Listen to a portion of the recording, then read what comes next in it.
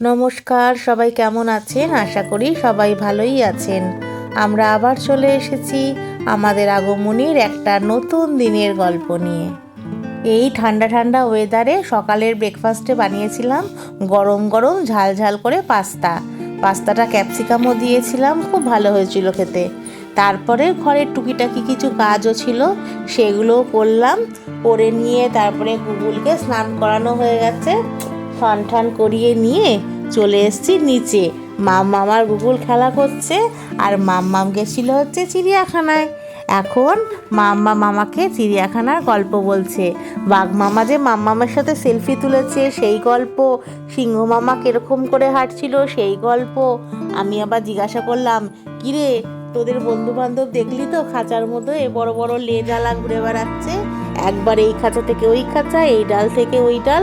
বলে হ্যাঁ দেখেছি। আমি বললাম কার মতো দেখতে, তোর আর বনুর মতো? বলে হ্যাঁ, আমার আর বনুর মতোই লাফালাফি করছিল। সাদেই বলে বাচ্চা, এই জন্যই তো বলে বাচ্চার মন। আজকে আবার আমাদের অ্যাপার্টমেন্টে একজনের বিয়ে আছে, সেই জন্য তো বারবার শঙ্খভু হচ্ছে, উলধ্বনি হচ্ছে। তাই জন্য গুগুল ওরা মাম বেশ ভালোই বারবার করে দৌড়ে দেখতে যাচ্ছে। আর গুগুল তো ভাবছে যে পুজো হচ্ছে, নমস্কারই করে দিল। আর মাম্মা বাবা জিজ্ঞাসা করছে আমাকে, কোথায় পুজো হচ্ছে গো? আমি বললাম পুজো না, বিয়ে বাড়ি। বলে ও আচ্ছা।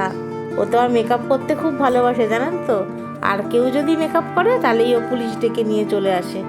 ওরা দুজন এখানে খেলে বেড়াবে, আর যেই এখান থেকে আসা যাওয়া করবে তাদের সাথেই গল্প জুড়ে দেয়। ইনি যখনই এখান থেকে যাবে, গুগুল তার লাঠিটা ধরে একটু নাড়াঘাটা করবে, এদিক ওদিক লাঠি নিয়ে হাঁটবে, তারপরে ওনার ছুটি। বুঝতে পারলেন? এই হচ্ছে পরিস্থিতি। সবার সাথে গল্পই আর জুড়ে দিচ্ছে, যে ছোটই হোক আর বড়ই হোক, সবাই দাঁড়িয়ে 5 মিনিট করে গল্প করবে, তারপরে যাবে।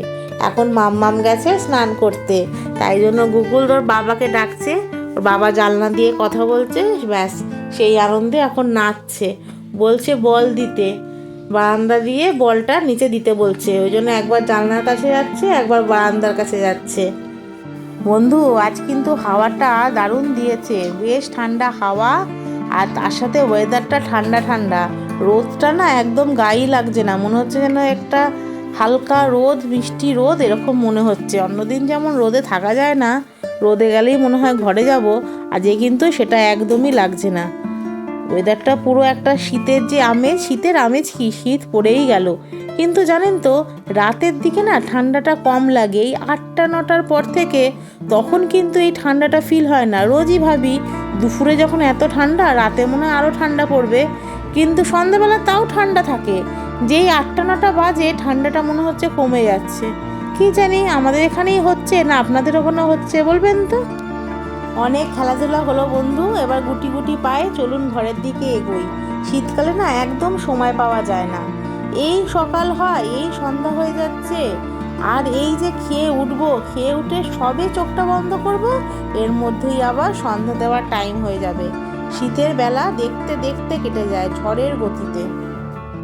দুপুরে আজকে লাঞ্চের জন্য বানিয়েছি ফুলকপি দিয়ে রুই মাছের ঝোল। মাছের ঝোলের গন্ধটা দারুণ বেরিয়েছে, আর লাস্টে নামানোর সময় একটু ধনেপাতা দিয়ে দিয়েছি। শীতকালে কিন্তু মশলাপাতি রান্নায় খুব একটা দিতে হয় না, জিরে আদা বাটা আর লঙ্কা বাটা দিয়ে মাছের ঝোলটা করেছি, আর নামানোর সময় ধনেপাতা, ব্যাস হয়ে গেল। আর করেছি লাল শাক ভাজা। লাল শাক ভাজাটা না রসুন ফোড়ন দিয়েছিলাম আর কালো জিরে ফোড়ন দিয়েছিলাম, আর তাছাড়া দিয়েছিলাম কাঁচা বাদাম ভেজে আর কি। আর বরবটি আলুর তরকারি করেছি, এটা অল্প করেই করেছি। আর এই যে দেখালাম রুই মাছের ঝোল হচ্ছিল, সেইটাই আজকে দুপুরের লাঞ্চ। আজ তাহলে আসি বন্ধু, আবার আসবো নতুন দিনের একটা গল্প নিয়ে। ভালো থাকবেন, সুস্থ থাকবেন।